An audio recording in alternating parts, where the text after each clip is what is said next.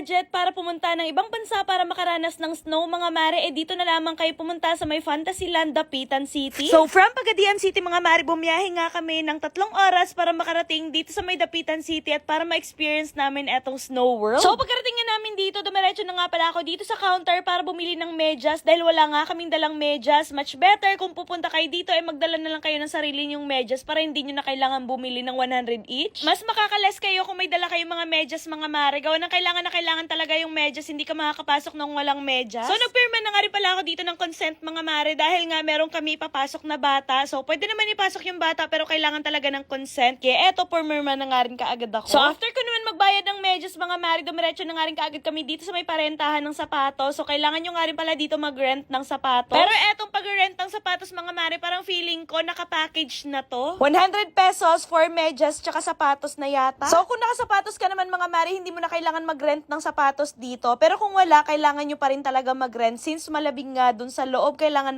talagang close na close. Ganon. Baka kasi mamaya manigas yung inyong mga paa sa sobrang lamig. So busy na nga ang lahat mga mare sa pag-aayos ng kanilang mga sapatos. Tapos eto naman ako, feeling ko talaga magbabasketball ako. So after ko naman magsuot ng sapatos, si Aya naman yung sinutan ko nitong medyas dahil nga kailangan kasi mamaya maninigas yung kanyang paa sa sobrang lamig doon. At dahil nga may sapatos na si Aya, hindi na kami nag-rent ng sapatos para sa kanya dahil wala din namang magkasya. Anyways, pinakita ko lang etong ticket namin mga mare, tapos sinulat na nga rin kaagad namin yung aming mga pangalan. So yun, sa mga oras nga na yan, hinintay na lang din talaga namin na tawagin kami. Meron pa kasi mga nakasalang dun sa loob, parang limit lang din kasi yung mga tao na pwedeng pumasok. Bawal lang pumasok dito yung may mga asma, may mga sipon, may mga lagnat, may mga ubo. Bawal dito yung mga sakitin. So binriefing nga rin pala muna kami mga mare bago nga kami pumasok sa loob. Tapos after naman nun, pinasuot na nga rin kaagad kami neto mga makakapal na jacket. Sobrang na-excite na nga kaming lahat mga mare, lalong-lalo na yung mga bata. Tapos etong si Aya, first time nga lang din palang nakapasok dito. Nung una kasi naming punta, hindi pa siya pwedeng pumasok dito, no? Pero ngayon, since 3 years old na siya mga mare, pwede na siyang pumasok, pero kailangan pa rin talaga ng consent at kailangan niya yung pirmahan, ganon. So yun, inayos na nga rin kaagad ni Dada etong jacket na sinuot ni Aya mga mare. Tapos ako naman, nagsuot na nga rin ako ng jacket ko. Diyos ko, dahil buti na lang talaga hindi ako inatake ng aking sinusitis or allergic rhinitis no mga oras na yan. Pero syempre, ang bala ko talaga, hindi kami magtatagal ni Aya dun sa loob kasi nga meron tayong allergic rhinitis. Baka mamaya atakihin tayo dun sa loob, mahirap na. So yun, after namin makapag-ayos mga marit, nakapagsuot neto mga makakapal na jacket, pumasok na nga kami dito sa loob at grabe, napakalamig. Doon ko nga na-realize na ganun pala yung feeling maging hotdog sa freezer. Charis. Diyos ko, dahil sobrang lamig talaga dito, as in hanggang ngayon talaga namamangha pa rin ako dito sa Snow World na to. So overall experience namin dito sa may Dapitan City mga mare, talaga namang sobrang saya at worth it yung aming biyahe, pagod at gastos. And syempre, hindi lang din kami ni Dada yung nag-enjoy dito, pati na rin ng mga bata.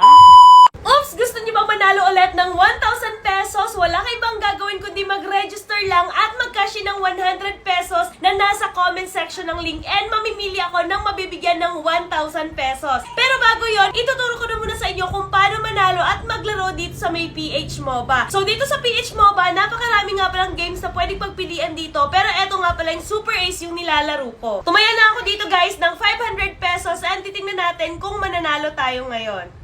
Ay, 25! Ayan, nanalo tayong 25 pesos. Not bad. 500! O, diba? Nabawi kagad natin yung 500 pesos. Ay, 200! Nanalo ulit tayong 200 pesos. Ay, 250! Ayan, nanalo tayong 250. Ayan! Let's go! Ay! 4,400 pesos! Hala, ang laki! OMG! OMG, ang laki ng napanalunan natin! 500 ulit! Oh my God! Ay, 6,000!